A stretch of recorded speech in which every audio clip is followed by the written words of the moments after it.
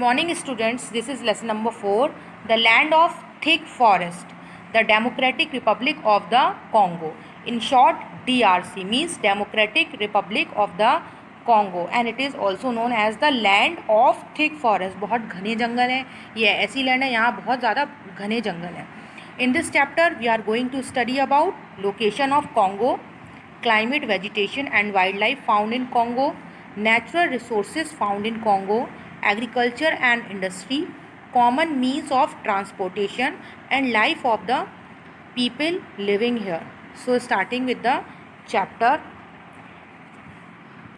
you can see the map here. The Democratic Republic of the Congo, popularly known as Congo, is located in the equatorial, ये देखिए equator line जा रही है, equatorial region of the world.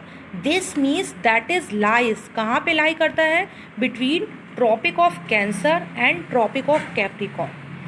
ये Congo कहाँ पे lie करता है, Tropic of Cancer and Tropic of Capricorn के बीच में लाई करता है.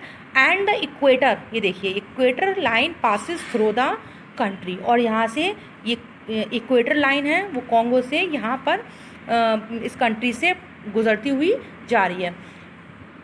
These places have a hot and humid climate, बहुत ज़्यादा गर्म क्लाइमेट होता है यहाँ पे थ्रू आउट द ईयर, पूरे साल, क्योंकि यहाँ पर ये सिचुएटेड है इक्वेटोरियल रीजन पर, इक्वेटर के बिल्कुल पास, Tropic of Cancer Tropic of Capricorn के बिल्कुल बीच में सिचुएटेड है कॉन्गो. इसलिए यहाँ पे जो पूरे साल जो क्लाइमेट है वो बहुत ज़्यादा गर्म रहता है. And there is a dense growth of vegetation, और यहाँ पे बहुत सारे प्लांट्स जो हैं वो बहुत ज़्यादा ग्रो करते हैं plant. Now our first topic is location of Congo. इसकी हमें लोकेशन के बारे में पढ़ना है. So look at the map hair.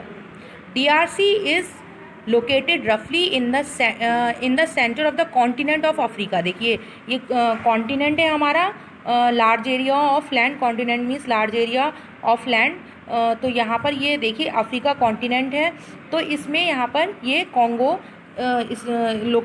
it is located in the center of the continent of Africa and it is the second largest country in Africa. Congo जो है वो अफ्रीका की सेकेंड लार्जेस्ट कंट्री है. और देखिए इस map में आप देखेंगे ये इक्वेटर लाइन जो है, ये इक्वेटर लाइन नॉर्दर्न पार्ट, ये इसका नॉर्दर्न पार्ट है. कॉन्गो यहाँ पर लोकेटेड है, तो ये इसका नॉर्दर्न पार्ट है. So the equator passes through the northern part of Congo. Northern part से ये जो इक्वेटर लाइन है वो पास होती हुई जा. As you can see in this map, DRC is surrounded by lake Sudan. ये देखिए ये सारी कंट्रीज़ हैं जो इसके आसपास हैं, उगांडा और तंजानिका, जिम्बाब्वे, एंगोला, ये सारी कंट्रीज़ से सराउंडेड है, 9 कंट्रीज से सराउंडेड है. Topic is landscape. The Congo river basin is located in the DRC and occupies a large area. बहुत बड़ा जो कॉन्गो रिवर है इसका जो बहुत बड़ा एरिया ऑक्युपाई किया है, बहुत ज़्यादा एरिया में है ये river. This is the longest river in Africa, सबसे लंबी रिवर है अफ्रीका की. And the 7th largest in the world, और पूरी दुनिया में 7th लार्जेस्ट नंबर पर ये कॉन्गो रिवर है. And it is also known as the highway of central Africa. And there are high mountains in the eastern part, इसके Congo के eastern part में बहुत ऊंचे ऊंचे पहाड़ हैं. And the plateaus in the southern and the south western parts, और plateaus जो हैं plateaus are known as the table land, और प्लेट्यूज़ जो हैं वो इसके साउथ वेस्टर्न पार्ट में हैं. There are 4 major lakes, Albert, Edward, Kivu and Tanganyika. Next topic is climate. As the country is situated near the equator, आपको पता है ये कंट्री कहाँ पे सिचुएटेड है, इक्वेटोरियल रीजन पे सिचुएटेड है. And it receives the direct heat of the sun throughout the year, और इक्वेटर के पास है तो जो सन की रोशनी है, धूप है, वो बहुत डायरेक्ट हीट पड़ती है सन की. पूरे साल यहाँ पर बहुत ज़्यादा गर्मी रहती है. As a result the climate is hot and humid throughout the year, इसलिए यहाँ का जो क्लाइमेट है वो बहुत ज़्यादा गर्म रहता है पूरे साल. The noons are specially very hot, और जो दोपहर का टाइम होता है 12 बजे के बाद यहाँ पे बहुत ज़्यादा गर्मी बढ़ जाती है. ड्यू टू हाई टेम्परेचर, जैसे बच्चों वहाँ पे बहुत सारे कॉन्गो रिवर है, बहुत सारी लेक्स हैं, एडवर्ड कीवू तंगानिका, तो इतनी सारी वहाँ पे लेक्स हैं। तो ड्यू टू हाई टेम्परेचर, जब गर्मी ज़्यादा बढ़ जाती है, the rate of evaporation from water bodies is very high and every day by afternoon it rains heavily. क्या होता है, जब धूप ज़्यादा होती है तो जो रेट ऑफ इवापोरेशन है, इवापोरेशन मीन्स जब सन की धूप जो रोशनी है वो जब पानी पर पड़ती है तो पानी जो होता है वो वेपर्स बनकर ऊपर की तरफ जाता है। This process is known as evaporation. तो वो इवापोरेशन ज़्यादा होगा, जब इवापोरेशन होगा तो जब बादल फॉर्म होंगे, क्लाउड्स फॉर्म होंगे, जब बरसात, फिर जब क्लाउड फॉर्म होते हैं तो वो बारिश होती है in the form of rain. तो क्या होता है, जब टेम्परेचर ज़्यादा होगा, धूप ज़्यादा होगी, तो इवापोरेशन भी, the rate of evaporation also high, तो वो भी ज़्यादा होगा, it is very high and every day by afternoon it rains heavily. और दोपहर के बाद वहाँ पे बहुत तेज़ एवरी डे, हर रोज़ वहाँ पे बरसात होती है। And the evenings and nights are cool and pleasant, लेकिन वहाँ पे शाम के बाद वहाँ पे मौसम जो है वो बहुत ज़्यादा ठंडा और बहुत ज़्यादा अच्छा हो जाता है। Next topic is vegetation. As the climate is hot and humid, humid means marked by a relatively high level of water vapor in the atmosphere। जब वाटर वेपर्स जो होते हैं, पानी, नमी जो होती है एटमॉस्फेयर में होती है, गर्मी भी होती है और साथ में नमी हो जाती है एटमॉस्फेयर में, उसको हम ह्यूमिड बोलते हैं। So as the climate is hot and humid, trees and plants grow quickly, plants और ट्रीज़ जो हैं वो जल्दी से ग्रो कर जाते हैं। The forest in this area are very dense and are called the tropical rain forest और द एवरग्रीन फॉरेस्ट। यहाँ के जो फॉरेस्ट हैं वो बहुत ज़्यादा डेंस हैं, बहुत ज़्यादा घने हैं, थिक फॉरेस्ट हैं, इसलिए इसको हम क्या बोलते हैं, ट्रॉपिकल रेन फॉरेस्ट और the evergreen forest. Evergreen forest बोलते हैं because they remain green through out the year, क्योंकि ये पूरे साल ग्रीन रहते हैं, सूखते नहीं हैं कभी भी। That's why it is known as tropical rain forest और द एवरग्रीन फॉरेस्ट। हमेशा एक जैसे रहते हैं, ग्रीन रहते हैं, रिमेन ग्रीन एक जैसे रहते हैं, इसलिए हम इसको एवरग्रीन और ट्रॉपिकल रेन फॉरेस्ट बोलते हैं। Next topic is wild life. A huge variety of birds and animals are found in the rainforest of Congo। यहाँ पे बहुत डिफरेंट तरीके के बर्ड्स और एनिमल्स यहाँ पर पाए जाते हैं। Some of the commonly found in the forest are the elephants, buffaloes, gorillas, chimpanzee, baboons भी एक मंकी की तरह ही होता है, एंड मंकीज़, ये सारे यहाँ पर पाए जाते हैं। Hippopotamus and rhinoceros are found in the marshy lands. और हिप्पोपोटामस और जो राइनोसोरस है वो यहाँ की जो मार्शी लैंड्स है, जो चिकनी मिट्टी, कीचड़दार मिट्टी होती है, वहाँ पे ये हिप्पोपोटामस और राइनोसोरस भी पाए जाते हैं। The rain forest are also home of huge variety of birds and reptiles and insects. यहाँ के जो फॉरेस्ट हैं वो डिफरेंट तरीके के बर्ड्स, रेप्टाइल्स और इंसेक्ट्स के रहने का घर है। And the birds found here are very colourful. जो यहाँ की जो बर्ड्स होती हैं वो बहुत ज़्यादा कलरफुल होती हैं। Next topic is natural resources. Natural resources जो होते हैं प्राकृतिक संसाधन होते हैं।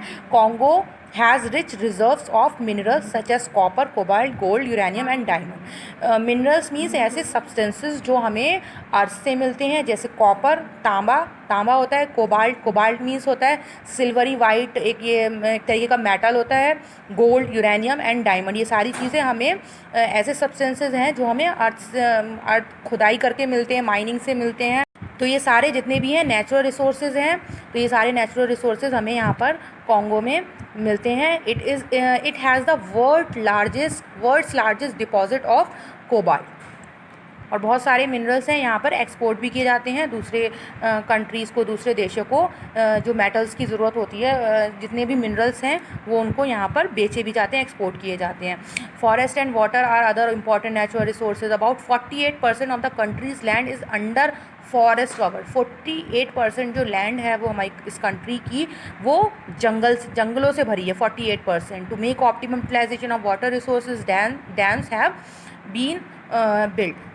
पानी का सही तरीके से हमें कैसे यूज़ करना है, उसका इस्तेमाल करना है, इसलिए डैम्स बनाए जाते हैं।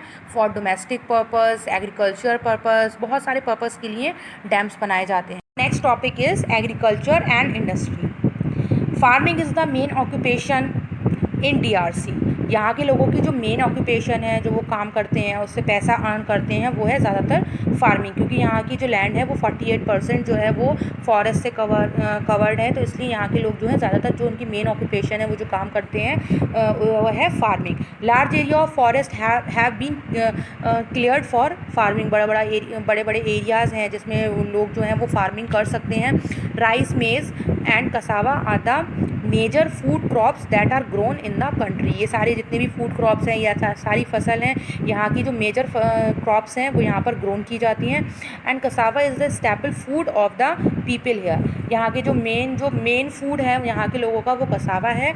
आप इस पिक्चर में देख सकते हैं, यू कैन सी हेयर, ये एक फूड है कसावा, जो कॉन्गो में ज़्यादातर लोगों का जो स्टेपल फूड है, मेन फूड है, वो यही है। And this is starchy tuberous root of a tropical tree. Starchy tuberous root होता है एक तरीके का। It is dried and pounded into flour. सूखा होता है, इसको सुखा के हम पाउडर बनाते हैं, फिर उसका फ्लोर आटा बनाया जाता है। And which is use to make bread. और उसके बाद हम इसकी जो कॉन्गो के लोग हैं वो इसकी ब्रेड बनाते हैं। आप देख सकते हैं इस तरीके का ये कसावा जो है ये एक तरीके का फूड क्रॉप है। लोग इसको सुखाकर ड्राइड कर इसका पाउडर बनाते हैं, फ्लोर बनाते हैं, आटा बनाते हैं, एंड उसको फिर which is use to make breads. And a few cash crops like coffee. Cash crops means कि जिसको हम बेचते हैं, क्रॉप्स को, जिस फसलों को हम बेचकर हम पैसा अर्न करते हैं, ऐसी कैश क्रॉप्स होती हैं like coffee, cocoa, cotton, tobacco, rubber and oil palm are also grown here. ये सारी जितनी भी हैं ये भी यहाँ पर ग्रोन। यहाँ के लोग ज़्यादातर mostly people use primitive methods of farming and fishing. Means primitive methods mean जो पुराने मैथड्स हैं फार्मिंग के, कि कैसे फार्मिंग करनी है, उनको फिशिंग करनी है, तो वो ज़्यादातर प्रिमिटिव मैथड्स को ही यूज़ करते हैं। जो उनके पुराने मैथड्स हैं वो उनको ही यूज़ करते हैं। The industries are not well developed in DRC। यहाँ की जो इंडस्ट्रीज़ हैं वो ज़्यादा डेवलप नहीं हैं, यहाँ की इंडस्ट्रीज़ ने ज़्यादा तरक्की नहीं की है। Majority of the industries are based on the agriculture raw material. जितनी भी यहाँ की जो इंडस्ट्रीज़ हैं वो एग्रीकल्चर रॉ मटेरियल, कच्चे माल पर ही बेस्ड हैं। Cement killing, sugar milling, brewing, palm oil, forestry, soap and cigarette making are the some of the important industries. सारी यहाँ की इंपॉर्टेंट इंडस्ट्री। कहा जाता है मीन्स ऑफ ट्रांसपोर्ट। यहाँ का ट्रांसपोर्ट सिस्टम कैसा है? It is difficult to build extensive land transport system in DRC due to the difficult terrain of the country. यहाँ का जो लैंड ट्रांसपोर्ट है वो इतना अच्छा नहीं है, क्योंकि यहाँ का जो एरिया है, जो रीजन है, वो बहुत ज़्यादा रॉकी एरिया है, ऊबड़ खाबड़ है, रोड्स वहाँ की सड़कें अच्छी नहीं है, तो इसलिए वहाँ का जो लैंड ट्रांसपोर्ट सिस्टम है वो अच्छा नहीं है।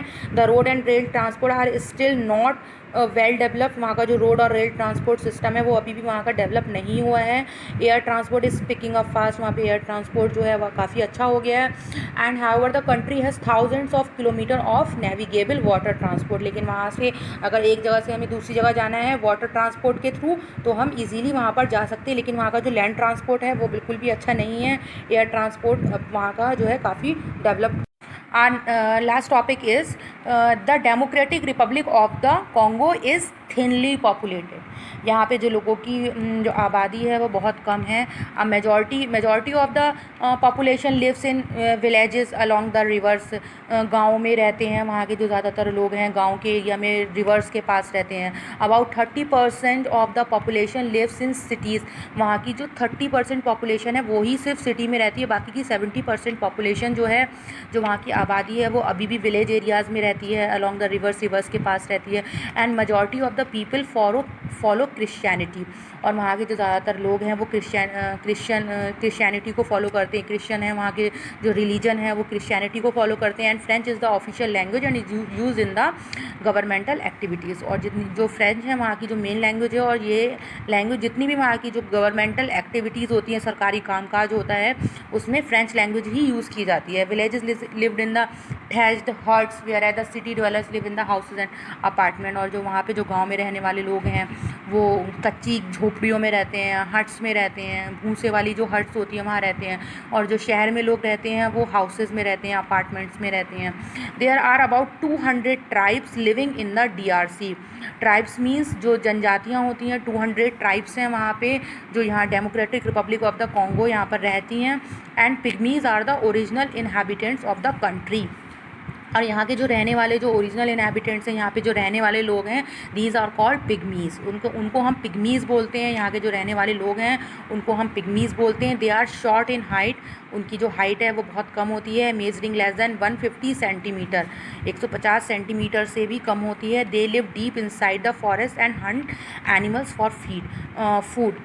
वो फॉरेस्ट के अंदर रहते हैं, बहुत अंदर फॉरेस्ट के अंदर रहते हैं, और फिर क्या करते हैं वो खाने के लिए वो जानवरों का शिकार करते हैं खाने के लिए। They do not have a permanent dwelling. उनके परमानेंट कोई भी घर नहीं होता है। They constantly keep on shifting and making new huts from the branches और लीव्स ऑफ द ट्री। वो शिफ्टिंग चलती रहती है उनकी। They constantly keep on shifting, और उसके बाद उनकी कोई भी परमानेंट घर नहीं है, परमानेंट उनकी प्लेस नहीं है, परमानेंट ड्वेलिंग नहीं है, घर नहीं है उनका।